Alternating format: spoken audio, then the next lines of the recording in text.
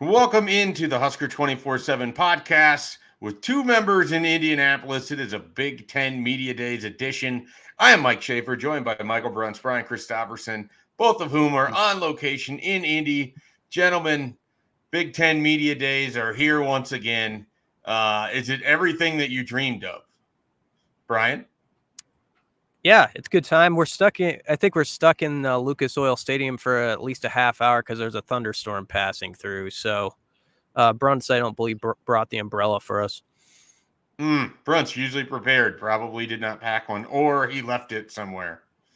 That's probably more likely. I'm just glad they don't have the roof open today. That would be bad. But yeah. So we're just. I'm also James Franklin today. I see you're Brian. James Franklin, and I raise you a Lincoln Riley. There you go. Oh, wow. Two coaches at the college football world sometimes thinks can't get the big one done. That's nice. What does that say about you guys? It says plenty. It says plenty. We're probably going to get disallowed from coming back here again for picking up those cards. Placards. But anyway. Well, as long as you're still there and before security escorts you out, what were your thoughts from today? We'll start with Matt Rhule first. He was up at the podium. There's obviously the side session. Brian, give me a couple things that you took away from Matt Rhule today in his second Nebraska, representing Nebraska in the Big Ten Media Days. Yeah, he loves his team. Like he truly does. Like the best quote I thought, and I got to go through the tape again, was he was actually referencing the video game, and he was saying how Nebraska maybe doesn't have like those 90 guys, like all the, your 94 player rating guys, but he's like, I don't remember the number he picked, Bruns, but it's somewhere in the 80s. Like he's just like, we got a whole lot of those guys like in the 80s, like that just solid. Now the video game actually doesn't have them in the 80s, but he's saying, I think that some people were underrated. And I think Ben Scott and Ty Robinson would agree, and you would as well, Schaefer. But I thought it was an interesting point and a fair one. And it matters a lot in a league where you have to have depth and you have to be able over the course of this season to go 20 to 24 deep, like on your defense. And he thinks they've got those type of guys. He said he was going to have the most fun coaching he's ever had with this group because he just likes them. So that part was interesting. And I also just think how he's always sort of like trying to figure out how they can get the most out of whatever the rules are. And in this case, the fact that you can have more coaches on the field and stuff like that being passed down. He talked openly about like someone like Jamar Mosey and like how he expects to have him here for a long time. And he's somebody who can recruit for him and also coach like the skill position guys. And I just thought some of that sort of side stuff was interesting because it all matters. And he's always thinking about those things. And they tend to come up more with him, I think, than other coaches at media days because he will get into some of the particulars that other coaches will just not really engage in at a setting like this. Brunt, any other thoughts that you have of what you saw from Matt Rhule today? Just more some like housekeeping items. We found out that Carter Nelson, the very talented true freshman, is going to be starting at wide receiver or starting his career at wide receiver instead of tight end. That was noteworthy to me. A couple other housekeeping items. He said Bly Hill's probably going to miss the first couple weeks of fall camp, but by the middle of fall camp should be back and at it, which, we've kind of discussed, I guess, the ongoing position battle up at that spot opposite Tommy Hill. And that's big news. I mean, I think Matt Rhule probably at the start of the summer was, expecting it wasn't going to be till like into the season that they were going to potentially get Bly Hill back. So that was noteworthy. And, a lot of turnover talk. I mean, I think a lot of discussion today about how do you flip the turnover differential number in Nebraska's favor. He said that they needed to get back to +7. They were -17 this past year, so there's a lot of heavy lifting to do there. But that's the big emphasis is how do you get to a point where you're not just needlessly giving the ball to the other team. I mean, I think it was a national reporter kind of mentioned like, hey, sometimes turnovers are accidental. They just kind of happen. And Matt Rhule was like, no, we dropped the ball and we were just running with it, like without there being contact. Like very few of those were that way. So that's going to be a big focus for Nebraska this fall, is just basically how do you get that turnover differential back in the right column. I'm trying to think if I've covered a Nebraska team that was ever +7 in takeaway or in turnover margin. You were close. You did in 2016. I believe they were like 0, right? Or like a little bit in the positive category. They've been positive like once or twice in the last 15 years. I can't remember them offhand. Yeah. But +7 would be something. 2009 was probably close, though the Iowa State game really kind of obscures things a little bit with the 7 fumbles or whatever that happened to be. Yeah. He was very loose, and he was Bruns mentioned that he kind of made a joke of the turnover thing when the reporter asked it. He was kind of comedic at times, I thought. Up there wasn't like doing stand up the whole time, but he did have some good zingers in there. Dylan Raiola didn't actually come up as much as I thought. I asked a couple questions about him, and it was probably the proper amount of Dylan Raiola for this event since he wasn't actually here. But you can tell the older players are really impressed with how Dylan just jumped into being a part of the team and sort of starting as a freshman should start, basically. Like not like, okay, I'm the big time, I'm going to be the starting quarterback, just going in and earning your stripes and earning your respect along with that. It felt like Gifford and Scott and Robinson all said the same thing on that front about Dylan and how he's kind of earned their respect through doing it like you're supposed to do it. This came up a couple times when he was at the podium, and I'm curious if it came up in any of the side sessions or if you guys feel the same way that I did. It sure seems like Matt Rhule not a huge fan of the 9 conference games, particularly when it includes having to play 5 of those on the road, and also with the expansion of the conference and adding these 4 new teams. Did he get into any of that or give any other indication beyond just sort of what he talked about at the podium, where he mentioned, I think 4 or 5 different times that Nebraska will be on the road 5 times in conference play this year? It didn't come up again, but I mean, I think that within the walls over in the stadium, there's a lot of time being spent on travel, recovery, just like the basics of like getting to games and getting back from games and what that looks like. You said they're modeling out a lot of different things. And he's talked kind of fascinating. Yeah, he's talked about that before. I mean, I think that's something that they're really kind of hyper focused on. He talked about the way that they kind of dealt with that when he was in the NFL. But it's interesting. I mean, like, UCLA was up there today. They opened their season at Hawaii. They have a road trip to LSU. They also go to Penn State. They go to Rutgers. I mean, that's a significant amount of travel. And that's something that I think schools are going to have to figure out kind of how to deal with that. And actually, schools like Nebraska, Iowa, you're actually in an okay spot for the most part because you're never having to fly completely across the country. But I think that's something that teams are going to have to kind of deal with and figure out a way to work. So, I don't know that he loves it, but I think, they're kind of trying to find ways to make that work in their favor, at least optimize what they're able to do. Anything else stand out Matt Rhule wise that you guys want to dive into? I don't think it's an obvious standout thing, but it's like one of those things you kind of pick up on below the surface a bit. I feel like here in Indianapolis, whenever the running backs came up, the players and Rhule are more bullish on them than I think sometimes the fan base and the media has been. Sort of.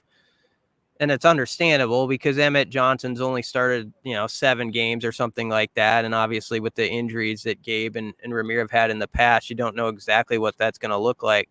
But like Ty Robinson's over there talking about, like, there's something for everybody basically at that position. They got each guy's got a different skill set that can work really well. And Rhule, again, mentioned the top three you'd expect, but then Dowdell's come up a little bit more with Barthel last night on the radio and Rhule here.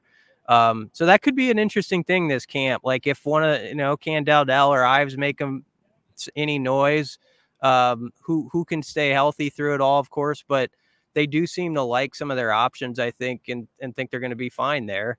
And Rhule definitely thinks they're good at wide receiver. There's no question he thinks they've got the dudes there. Like when you really listen to it, because the quarterback was brought up, and if he was asked, like, does that give you more confidence, the quarterback spot? He said, well, it's not exactly that. You look at the receivers and just like that, we've got a lot more options, and he kind of went through things. And so I think he feels better about their skill position than maybe some of us on the outside, as we have talked about it the last 6 months or whatever. Brunson, what was your takeaway from the comments that were made about John Butler, and then moving on from Evan Cooper?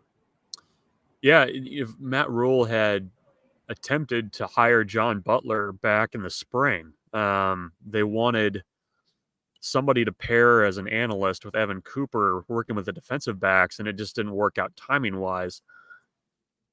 Evan Cooper resigns very abruptly in July, and all of a sudden they have this opening, and I think it made a little bit more sense for John Butler at that time. So, I think he's impressed with, the way he's kind of gotten to work. Matt Rhule kind of talked about, learning a Tony White defense in a month and having to turn around and teach that is there's a challenge there, because, Tony White's defense is not one that you see frequently, especially in the NFL. So there's definitely a learning curve there, but Isaac Gifford said he's been impressed with John Butler so far, and certainly the resume speaks for itself. So that's going to be interesting to see how quickly he can get up to speed with kind of just how this defense operates. But I think, Matt Rhule mentioned this too. I think there's value to having somebody in that defensive room with the experience of a John Butler that can bring different ideas, different experience. And I think that as he kind of is at Nebraska for longer, you might see some wrinkles added, or they might, do things a little bit differently, or, have suggestions about things. So I think there's value in that. And also I'm interested in it, whether or not a new set of eyes on a very big defensive back room results in guys moving around, different roles for guys, or if there's kind of that piece of it too. So I think they'll be fine. I mean, Tony White's coached defensive backs. Matt Rhule mentioned Kevin McGarry has been a longtime defensive backs coach too. So there's plenty of guys to kind of, make sure that things are coming along well there. Before we go to break, let's slide over to athletic director Troy Dannen's appearance. Sounds like, I think BC even sort of said this on the message board, a lot of grass talk today. Yeah, there was a lot of grass talk. Nebraska will not pass on grass as potentially as early as 2026, I guess, is the first year it could happen. That's not a guarantee, but that kind of seems like the target year. They got to sort of configure it with a few stadium items connected to that. You guys all know, and I think the fan base has picked up on that, Rhule's a big proponent of grass fields, feels it's better wear and tear on the guys. Obviously, maybe adding to it in a way to sell the idea further was you have a spring game, and I'm not blaming it solely on the field turf, but you have two injuries to guys who are really up and coming in that game in front of everybody. So obviously the practice grass fields, or have the grass fields outside, are they're using for practice now, and it's going to come to the stadium, and it's going to be perhaps 26 is the year. So that's where that is. Beyond that, the roster limits were kind of a conversation. 105 seems to be the number. And it seems like both Dan and Rhule are just more interested right now in, like, what are the details connected to that? Could you still have a roster of 125 guys and, like, you have a cut list, when you get to the fall, stuff like that? There's certain things that still need to be ironed out. But I also got the sense they're not going to spend time crying over what you can't control. So that's the number. They probably would have liked it to be 115, 120, something more in that category. I think various schools here would have said the same thing, but the Big Ten seemed to kind of lose out on that, because I think if the Big Ten had their druthers, it would have been 110, 115, something like that. Brunt, I was not around when Troy Dannen was hired. What are your initial just impressions of him, how he's taken over here in these last few months, and then just seeing him at an event like this? Yeah, it's interesting. I mean, he's at the table for all of these conversations. And Brian, I don't know if this is your sense, but like he'll say something or he'll like kind of be pretty definitive about things in a way that's like, no, I know what the conversations are. I know what's going on here. Like, I don't think that there's a lot of things that catch him by surprise particularly. And like, I know he's got, a PR background as well. So, I mean, he's pretty polished in that kind of a setting, but he just seems like somebody that's pretty comfortable. And I think he kind of has the right attitude too, where it's like, it's like daily, it seems like things are changing in college athletics, and there's only so much you can kind of do in terms of like, well, you're going to complain about it, or are you just going to find out a way to make things work? So, I mean, I thought it was interesting in his opening statement at the podium that Matt Rhule mentioned that, that there's been like this feeling of positivity in the athletic department since he's been there. So, I think Nebraska has the right guy to kind of help weather things in these changes in college sports. I think he's got a pretty good handle on things, and it's every time he's talked, I've kind of felt that way. For either of you, how much did NIL come up today, whether it was with Rhule or with Troy Dannen, as Nebraska tries to navigate sort of the new world within the new world? I wouldn't say it came up an overwhelming amount. It did kind of at the end with Rhule. It was, I believe, an Oregon writer was actually asking him some questions, and it kind of led into that. And I mean, the gist of it is Rhule feels like they're doing well, but they can they can keep doing better. And there's programs that have a better situation as far as the money goes, and it's not always maybe going to be a fair fight, but I think they're going to try to get as close to those guys as they can. And I'm of course talking about like your Oregons and your Ohio States, where if you actually put the money pots out on the table, those two would probably be significantly more than a lot of people, and probably including Nebraska. But I think they like the setup they have right now with 1890 moving in house. I know Dannen likes that, and obviously was a proponent of that. And so they're in a good spot, but again, you can keep improving. It's like everything over there. You got to keep pushing it to try to be near the top, and there's still room to go there. Anything else from Dannen we want to get to? I don't think so. Was there anything else? No, I don't think there was anything else that like was really pressing from that. Was there? No, I don't think so. Did he put a number of wins out there for Matt Rhule? No. He was asked what like success would look like, and he wisely avoided like, well, it's 9-3 would be nice. Yeah, there's no quote like that. It would have already been on our site had there been. I'm sure. Can imagine. All right, let's take a quick time out. We'll come back. We'll talk about the players. Ben Scott, Ty Robinson, Isaac Gifford. We're all there, and then we'll get some final thoughts from the guys as they attended Big Ten Media Days here on Wednesday. I mentioned before we headed to break, we were going to come back, talk about the guys that were there representing Nebraska. Rhule said on the McAfee show, I don't think he said it on the podium, but he said on the McAfee show, he likes to bring seniors to this event. It's almost like it's kind of a bit of a reward for sticking it out, for staying with them, for representing the team, for being part of the team leadership. What were some of your takeaways, whether it was through Isaac Gifford or Ben Scott or Ty Robinson, just of what you learned from the players today? Yeah, I mean, it's unique because they're all guys that, had the opportunity to leave and chose to come back. And I think from those three, there's a kind of a sense of unfinished business. Isaac Gifford said he was really close to leaving, and going on to or trying his hand at pro football. And the 5-7 thing was the one thing that kind of really kept him coming back. Like he wanted to have success at Nebraska. Ty Robinson, a little bit more, I think, on the personal side. Didn't really feel like he had the best individual year last year. He obviously came on in the last 4 or 5 games of the season, but I don't think he was thrilled with kind of what he was hearing from NFL folks about what his long-term hopes were there, just if he would have, tried his hand at pro football. So, and Ben Scott was kind of the same, where it's like, they felt like they probably should have been better than they were last year. And it was an opportunity to kind of come back and kind of put a bow on things, I guess, and to leave on a higher note than what they did last year. So that was kind of the takeaways. And, from each individual guy, I mean, I think especially with Scott and Robinson, there's this feeling of like, okay, they kind of have to prove it a little bit if they want to move on to the next level.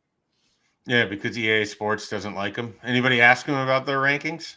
Ben Scott was asked, and he kind of had an edge in his answer. It was basically like, I'm at least an 84, I think is what he said.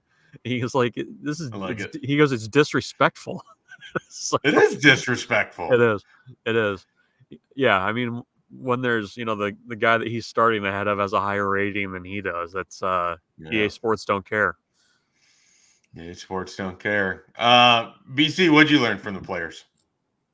Bruns hit it well, like with the unfinished business aspect of it. For Gifford, I think that was certainly the case. It was just like, I can't go out 5-7. That just can't be the way my Husker career ends. I think we're better than this. They all kind of connected that with seeing how Rhule directs the program and believing in that, and that it's going to take the step forward. So why not be in on that before you leave? Ty Robinson was kind of a recruiter of those guys too. Like if you remember, Ty Robinson came up, and I like this. He did it old school. He was just at the press conference. He was like, yeah, I'm coming back. He didn't like make some graphic or tweet it out. He just said, I'm coming back. And that was like right after the season, or maybe it might've been before before the season ended? Was it the Iowa game? I don't remember, but it was around that point. And he then was in the ear of the other guys like Giff and Ben to make sure you're John Bullock in particular, who actually I think was very close to not coming back. And so he might have helped the cause a little bit with getting some of those guys to go in on it with him. And so a little peer recruiting, like he might have done, back 5 or 6 years ago when he was a 4-star. BC, you wrote something today that I think if we could convince the media department over there to just let us interview Ty every week, you could have a Ty take on every week. He had some takes on guys on the roster that are impressing him. Who stood out to Ty Robinson so far? Yeah, he talked a lot about the D-line. Su'Ulofotu is the name people have to start talking up more. They think he's coming around as a 3-tech guy who can really be dominant in that facet of D-line play. He is starting to have the confidence in who he is as a player, and I think you're going to see his rep count climb. Basically, Ty said what we've heard before, that Riley Van Poppel is like Ty Robinson Jr. You know what I mean? Like he's the next in line, and Terrence Knighton kind of said that recently in an interview. So he kind of has some of the same traits. And Elijah Judy continues to like pick up steam, including from Ty Robinson. And then this is the name where we just keep hearing it, but was the first guy he mentioned could be a breakout player was Vincent Shavers. I mean, it just is at this point obvious that he's going to be hard to keep off the field. I would assume he's going to play special teams, but you wonder if at some point he's going to just work his way into that linebacker rotation as well. Ty Robinson also said Justin Evans, who did actually have a higher EA Sports rating than Ben Scott, was one of the toughest guys to block. So he did give him that and then mention him. And so I really think the guard conversation is going to be interesting in camp, because you've got Evans, Latovsky, and Mazuka. And I know it's kind of assumed like Mazuka's the guy, but I've heard as much from everybody about Evans and Latovsky that I never answer that question with certainty that this guy's here and that guy's there. I think there's 3 or 4 options and on the interior there. So I'm kind of interested how the first couple of weeks go and what we hear. And theoretically, Turner Corcoran could be an option as well if they wanted to go that route. So going back to Vincent Shavers, in a year in which Nebraska picks up Dylan Raiola and all of the conversations about what he's going to look like at quarterback, it would be hard for any other freshman to garner a lot of attention and headlines. Vincent Shavers gets talked about a lot. I've been asked about him a lot in various radio interviews. He came up throughout the spring. He just continues to be this. I don't even know how I exactly want to label it, but he's just constantly being mentioned.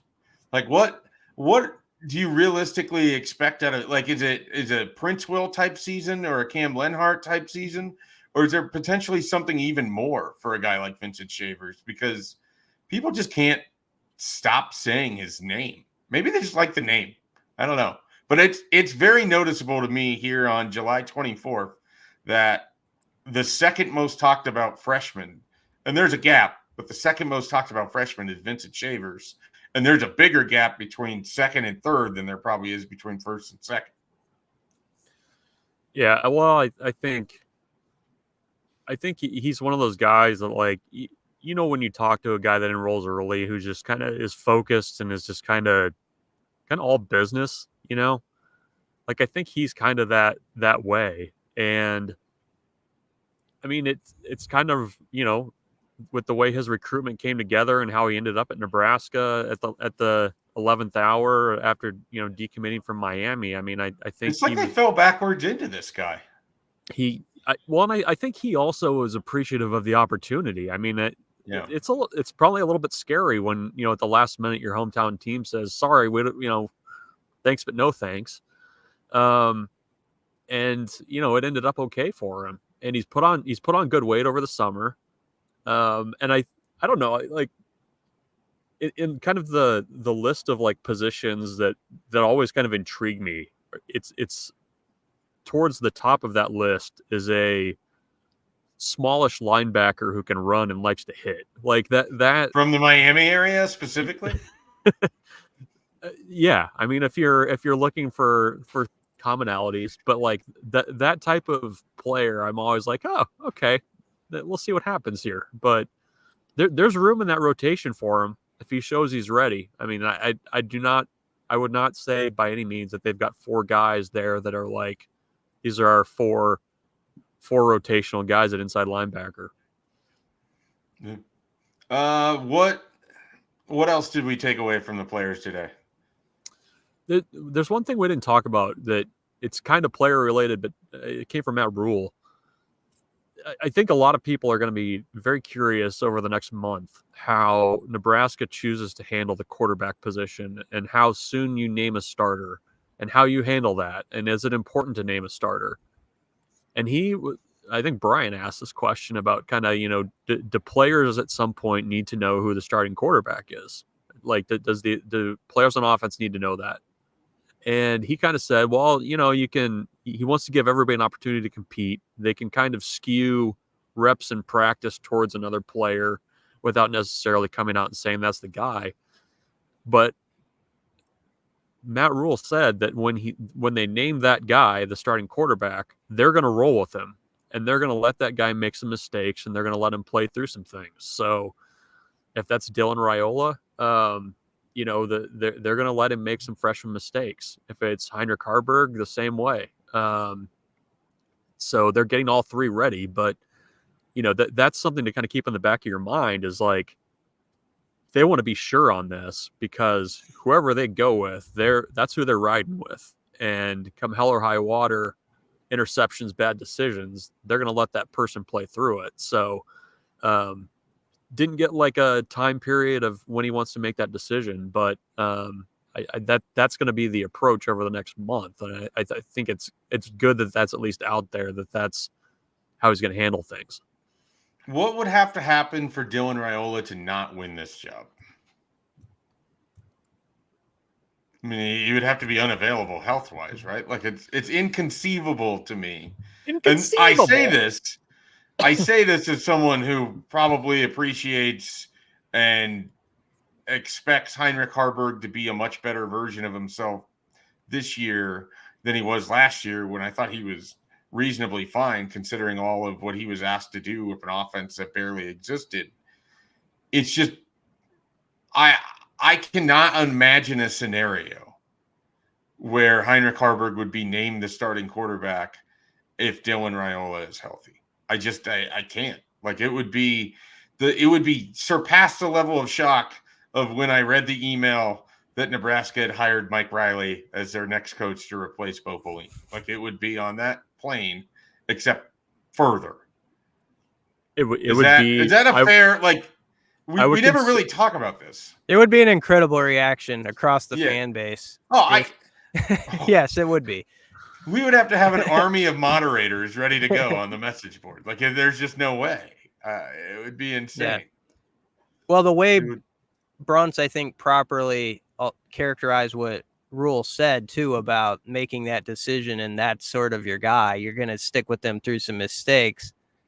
That also, like, leads you right to who might that be? Who might that be about? Because I mean, if you did start the veteran and you got 3 games in and it's kind of just so, yeah, you might think about then at that point making that move. I think everybody would expect that. So I would say we've been as up on Haarberg's progress as about anybody. But yeah, I think it would be an absolute stunner. That would be one of the stranger headlines that Husker fans saw. Like, it would just greet them with like oddness, like to see like what, like for 8 months or whatever it's been, they've just thought this is the way it's going to be, and it would be weird, but I don't think that's going to happen.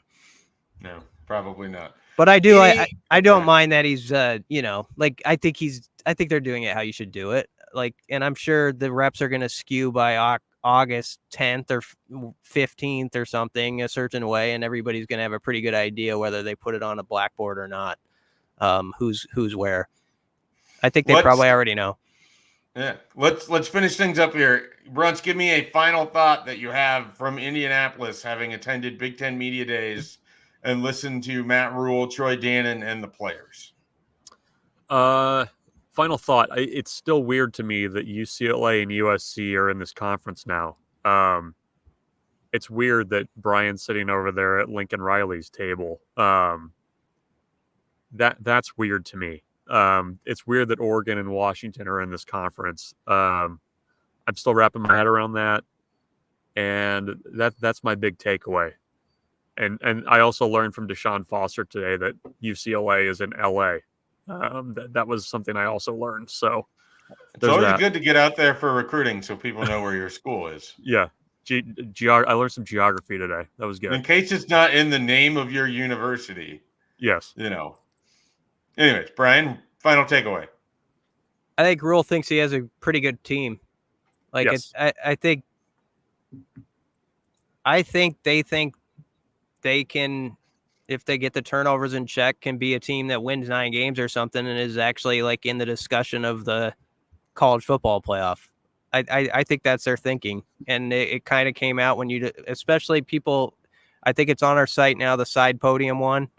You listen to him talk through some answers, and it's hard not to get that impression. That's not me saying it. That's what I just like listening to him. And he talked about up on front on the stage. I think that this league should have 4 teams in it in the playoff every year. And that said, maybe it won't connect in Nebraska this year. We don't know, but he's thinking it's going to connect very soon. And that's why he's talking about those sort of things. Yeah, I thought that was, I think there's a ton of confidence radiating off of Matt Rhule about this team. He probably, between the 2 interviews that I listened to, which is 50 minutes of audio, probably said that they like their team, or that they have a great team, or that they have a great this position room, or whatever it is, 100 times. Like, there is a lot of belief and a lot of confidence. And I feel pretty strongly that they left last season feeling like they really, really let a lot of games go. And I mean, you don't have to work that hard to figure out which ones they probably want back. But they were a far better team than their record would indicate. But ultimately, you are who you are. And like you said, with the 31 turnovers, you've got to make some real changes to pull the progress up. All right, guys, appreciate you making time in your busy schedule. Enjoy whatever it is that you're going to do in Indianapolis tonight. Treat yourself. Maybe go to are the Indianapolis, what are they? The Indianapolis Indians, the Indians, AAA yeah. team. Are they in town? Can you go watch Henry Davis and not Paul Skeens? I don't know. They might be. We might see if the Indians are playing tonight. All right. Well, you guys have a good time in Indy. Everyone else have a good time checking out Husker247's coverage of Big Ten Media Days. Everything you want to see, everything you need to hear, everything you want to watch. You want to watch Brian do a sit-down interview with all three of these players? Two. It's available. Well, with multiple of these players, it's available to you at Husker247. Brian, would you like to talk about your interview? No, I was more coherent than I was talking about Matt Rhule and his grass fields when it sounded like I was on grass myself in that sentence earlier in this podcast. But yeah, they can go check those out. I wouldn't say it was like it's going to be like a Bryant Gumbel sit-down interview from 1992, but I felt like I put Isaac Gifford on the hot seat, man. Was he sweating? Was he under the lights? Did you were you really grilling him? No, not too much. But yeah, there are 2 interviews I did with him and Ben Scott that will be on the site. One of them's already on there. People can check that out. There'll be plenty of coverage, plenty of stories coming from Nebraska's appearance here in the Big Ten Media Days. And because it's Big Ten Media Days, that means the season is just around the corner, which means daily practice reports. Well, daily when we're allowed to be over there for media availability, but practice reports, all of that good stuff, all of that is coming soon. Nebraska's going to have a big visit weekend. We already know several of the guys that are going to be on campus. There could be some more big names arriving as well. So be sure to check out Husker247 for all of your Nebraska coverage. We'll catch you next time.